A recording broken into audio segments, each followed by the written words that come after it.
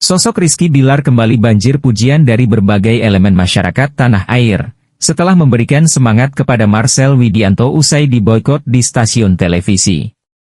Tak sedikit dari netizen Indonesia memuji sikap kerendahan hati Rizky Bilar terhadap Marcel Widianto. Padahal sebelumnya, pria yang sempat dikabarkan dekat dengan Celine Evangelista tersebut, kerap membuli Rizky Bilar terkait kasus KDRT yang menimpa Leslar beberapa bulan yang lalu. Bahkan, Marcel Widianto dengan lancang mengatakan kepada Rizky Bilar dengan sindiran-sindiran yang cukup menyakitkan. Seperti kalimat, "Semangat ya kawan banting tulangnya."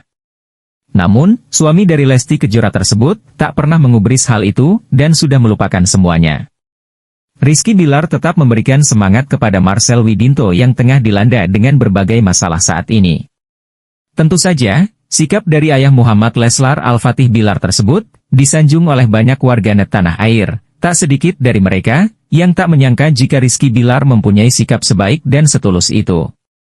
Hal tersebut diketahui lewat komentar-komentar para netizen di media sosial saat ini. Komika Marcel Widianto akhirnya mengakui tentang rumor diboikot sejumlah stasiun televisi. Adapun penyebab dari Marcel Widianto diboikot TV lantaran sikapnya yang tidak profesional. Marcel Widianto sering datang terlambat ke lokasi saat bekerja di stasiun TV. Masalah di banet di TV dan sebagainya, ya memang, kata Marcel. Karena memang gue adalah orang yang telat. Ketika syuting dan sebagainya kesiangan lah, lanjutnya. Setelah mendapat boikot dari beberapa stasiun televisi, Marcel mulai merasa fokusnya mulai terpecah saat ada di program TV lainnya. Sehingga dia memutuskan untuk mundur dari beberapa acara televisi yang tersisa. Ketika gue ada masalah di banet itu, gue perbaiki waktu gue kan, enggak telat dan sebagainya, tutur Marcel.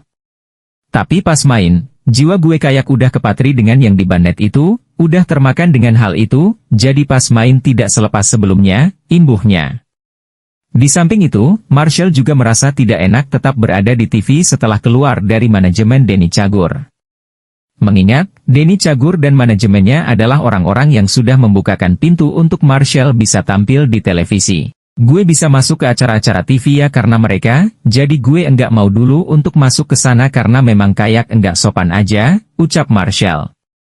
Karena mereka yang ngebuka gue untuk masuk TV, ketika gue udah keluar manajemen dan di TV, enggak sopan lah, lanjutnya.